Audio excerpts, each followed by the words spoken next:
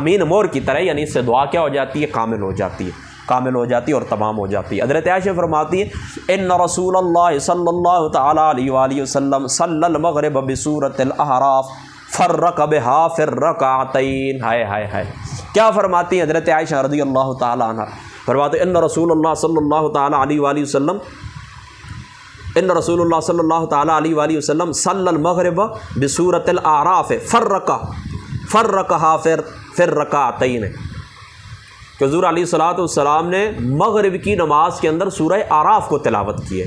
ये सर्दियों गर्मियों के अंदर आपको पता है इसका टाइम एक ही होता है, काफ़ी खुला टाइम होता है, तो इसके अंदर यह गुंजाइश होती है वक़्त की। और इस तरह भी मुमकिन है कि ये हुज़ूर अलैहिस्सलातु वस्सलाम का मौजज़ा हो, यानी आप खड़े हो, आप कहें कि मग़रिब के वक़्त के अंदर इमाम शाफ़ी साहब रहमतुल्लाह ताला अलैह आपके नज़दीक तो इसी तरह कि नमाज वक़्त के अंदर शुरू की जाए और नमाज ख़त्म होने तक अगर वक्त निकल भी जाए तो कोई बात भी नहीं। बहरहाल हम अहनाफ कहते हैं कि नहीं, नमाज शुरू भी वक़्त के अंदर होगी और उसका इख्तिताम भी वक़्त के अंदर होगा। तो इस तरह मुमकिन है कि आप खड़े हो जाएँ और सूरतुल अराफ पढ़ने शुरू करें, 2 रकातों के अंदर इसको आप तकसीम करें। यानी बाज़ मुहद्दिसीन तो फरमाते हैं कि हुज़ूर अलैहिस्सलातु वस्सलाम ने 2 हिस्सों में किया, यानी सूरतुल अराफ का कुछ हिस्सा एक रकात के अंदर पढ़ा है और कुछ हिस्सा दूसरी रकात के अंदर पढ़ा है।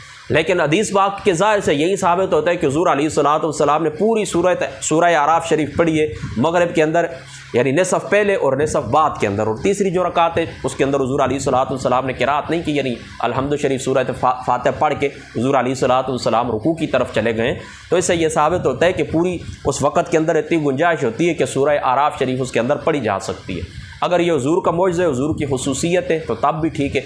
अगर आप ये कहें कि हम भी सूरतुल आराफ शरीफ पढ़ना चाहते हैं तो बेशक पढ़ें, आप देख लें वक़्त के अंदर आप इसको ट्राई करें। हमारे जो आइम्मा है अल्लाह ताला उनकी तो माफ़ी दे, बस इधर 2 मिनट लेट होते हैं, बस नमाज पूरी हो चुकी। ख़ासकर हम जो अहनाफ है ना, हमारी नमाज तो इतनी जल्दी होती है। सिर्फ चंद लोगों को सुन्नियों की मस्जिद के अंदर मैंने नमाज़ पढ़ी है, मैंने उनको देखा है कि चलो नमाज में कुछ अगर 4 रकातें उन्होंने पढ़ानी है तो कुछ चलो 5-6 मिनट खर्च होते हैं। बाकी तो अल्लाह ताला माफ़ करे, ये मेरा साथ घर है, ये साथ मस्जिद है, मस्जिद के अंदर ही मैं बैठा हूँ। मैं घर के अंदर अजान मिलती है ना, मैं टाइम देखता हूँ, मैं कहता हूँ कि 4-5 मिनट है, वुज़ू शुज़ू करता हूँ। अगर दांत वगैरह साफ़ करने पड़ जाए, 2 मिनट ज़्यादा हो जाए तो मस्जिद पहुँचता हूँ तो देखता हूँ कुछ 3 रकातों वाली नमाज है या 4 रकातों वाली मुकम्मल हो चुकी होती है और इमाम साहब हाथ वो क्या कहते हैं कि फेर रहे होते हैं, दुआ के लिए हाथ फेर रहे होते हैं। अल्लाह के बंदो कुछ खुदा का खौफ करो।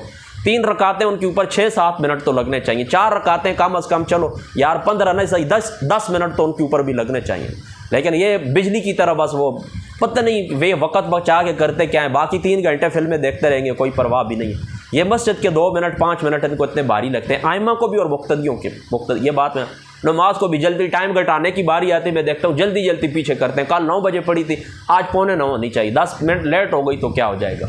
अल्लाह ताला का घर है ना, खुदा ताला के घर के अंदर तो बैठना, वैसे भी आप फजूल बातें ना करें, चुप करके खामोश बावजू बैठे रहे, वो भी अल्लाह ताला की इबादत है, साथ कुछ ज़िक्र फ़िक्र करते रहें, यही तो आपका ज़हीरा आखिरत है। कल क़यामत वाले दिन हदीस पाक के अंदर आता है, जन्नत के अंदर जाकर भी उन लम्हों के ऊपर अफसोस होगा जो खाली गुजर गए थे।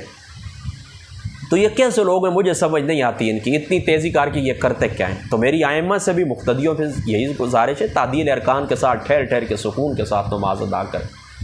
यह अल्लाह ताला की ज़ात अक़दस के साथ आगे ये आ जाएगी रवायत की अल्लाह ताला से मुनाजात होती है नमाज, तो ये अल्लाह से मुलाकात का वक्त होता है। कितनी आपको तेज़ी होती है, इसका मतलब है शूर की आँख आपकी बंद है ना, आपको नहीं पता कि नमाज क्या चीज़ है। हज़रत इमाम ज़ैनुल आबिदीन का क्यों रंग फाक हो जाता था जिस वक्त आप जर्द हो जाता था आपका चेहरा मुबारक, जिस वक्त आप वुज़ू के लिए बैठते थे तो आपसे पूछा जाता था कि क्या सूरत हाल है, आपका चेहरा मुबारक क्यों जर्द हो। आप फरमाते तुम्हें नहीं पता ना, अभी किस ज़ात के साथ मेरी मुलाकात का वक्त करीब आ चुका, मैं किस ज़ात के सामने खड़ा होने वाला हूँ। वो जावेद गामदी साहब का एक बड़ा अच्छा जुमला है, उन्होंने एक बड़ी अच्छी बात लिखी, गालिबन उनकी किताब है मीज़ान के अंदर ही उन्होंने लिखा है कि ये जो अफ़ाल बजा लाते हैं ना अल्लाह ताला के अहकाम, ये यूँ समझे कि हम अल्लाह ताला के दरबार के अंदर खड़े और हुज़ूरी के अंदर हम अल्लाह ताला के ये अहकाम सुन रहे हैं। यानी अल्लाह ताला के दरबार के अंदर हम बैठे हुए हैं, अल्लाह ताला की मजलिस के अंदर गोया कि हम बैठे हुए हैं और हुज़ूरी के अंदर यानी हम हाजिर हैं और अल्लाह ताला में ये हुक्म दे रहा और हम पूरा करते हैं। तो फिर ज़ाहिर सी बात है किसी बादशाह की आप मजलिस के अंदर जिस वक्त होते हैं ना, तो आप किस तरह इस तरह कर सकते हैं कि वो आपको हुक्म दे और आप इस तरह करें कि दाएँ बाएँ हो जाएँ और इनकार करें, इस तरह हो सकता है? नहीं हो सकता ना। तो बिल्कुल अल्लाह ताला के ये जो अहकाम होते हैं ना आप तक पहुँचते हैं, आप यूँ समझे हम अल्लाह के दरबार में हाजिर हैं और हुज़ूरी की हालत में, हाजिर होने की हालत में हमें ये अहकाम मिल रहे हैं। नमाज़ पढ़ें तो आप यूँ समझें, नमाज़ पढ़ें तो आप यूँ समझें ये मेरी ज़िंदगी की आखिरी नमाज के बाद मुझे मौका नहीं मिलेगा।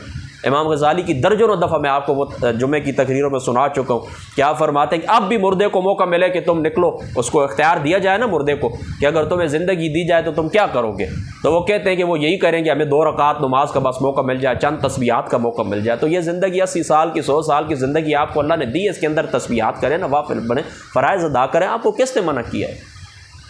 लेकिन आप बाकी जो काम फजूल किस्म की एक्टिविटीज़ होती हैं, सरगर्मी होती है, उनके अंदर आप दौड़ दौड़ के जाते हैं। और फस्तबिकुल खैरात, अल्लाह कहते हैं नेकी के कामों के अंदर आगे बढ़ो, उसके अंदर आपका वो वाला जो बिल्कुल ठंडा हो जाता है और बिल्कुल सर्द हो जाता है। तो बहरहाल बात दूर निकल गई है कि आप इस तरह करें, नमाज आहिस्ता पढ़ें, कुछ कुरान की कुछ तिलावत उसके अंदर थोड़ी ज़्यादा करें। जिस तरह मैं आपको शुरू के अंदर बता चुका हूँ कि मगरिब की नमाज के अंदर कुरान की कौन सी सूरतें, इशा की, फजर, वो आपको पता है ना, शुरू के अंदर मैं आपको बता चुका हूँ। वसात मुफस्सल और तवाल मुफस्सल के सारे मुफस्सल, ये सारी शुरू के अंदर ये बहस हो चुकी है। तो ना नमाज ठहर ठहर कर आस्ता मुक्तदियों को भी चाहिए, इमाम साहब को भी चाहिए। यह नहीं कि बस इधर कम अज़ कम, मैं कहता हूँ शाह की नमाज ने 4 फ़र्ज़ हैं, 2 सुन्नतें और इसी तरीके से 3 वितर हैं, ये 9 रकातें, निसफ़ घंटा तो उसके ऊपर लगना चाहिए। 25 मिनट सही, 20 मिनट सही, लेकिन 8 मिनट अगर पे आप फारिग हो जाते हो तो फिर अपनी वो नमाज में समझता हूँ कि वो हदीस पाक के अंदर आता है ना कि फिर वो नमाज इनके मुंह के ऊपर मारी जाती है। और एक रवायत के अंदर आता है वो नमाज बद्दुआ करती है कि जिस तरह तूने मेरा उलिया, मेरी शक्ल बिगाड़ी, खुदा ताला तुझे बिगाड़ दे। मेरे एक दोस्त है, उनका बड़ा एक अच्छा जुमला है, वो बड़ा कहते हैं कि अगर तुम्हारी ज़िंदगी के अंदर इस्लाह नहीं है ना, तुम्हारी ज़िंदगी के अंदर संवरने वाली बात नहीं है, तो तुम अपनी नमाज को संवारना शुरू कर दो। नमाज पढ़ते उसको संवारना शुरू कर दो, ठहर ठहर कर तसल्ली से सुकून के साथ इसकी जो हैत है, जो शक्ल है उसको बरकरार रखो। बिल्कुल कामिल तरीके से नमाज़ पढ़ो, तमाम आदाब का, मुस्ताहबात का, सुनन का ख्याल रखते हुए नमाज़ पढ़ें। इंशाअल्लाह ताला बिल्कुल जिस तरह आप नमाज को संवारेंगे ना, बिल्कुल इसी तरह इंशाअल्लाह ताला आपकी ज़िंदगी भी संवर जाएगी। आगे बढ़िए।